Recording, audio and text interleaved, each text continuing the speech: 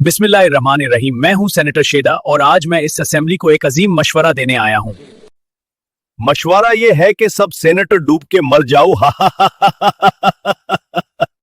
शेदा Sahib please continue, मगर आप जरा माइक से दूर रहिए, आपकी चीख थी बंद करो।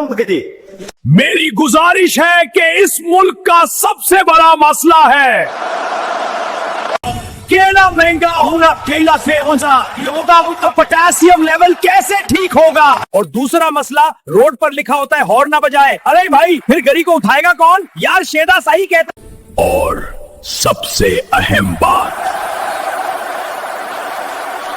होनी चाहिए। पिछली बार मुझे 7 कॉलर दिए, पोडियम पर चढ़ते चढ़ते फिसल गया। मगर जरा पाँव संभल दे। मैं वादा करता हूँ कि इस मुल्क को ऐसा मुल्क बनाएंगे जहाँ हर बंदा आम खाए और कोई भी चम्मच न छुए। तकरीर खत्म, लेकिन कॉमेडी शो का सीजन शुरू।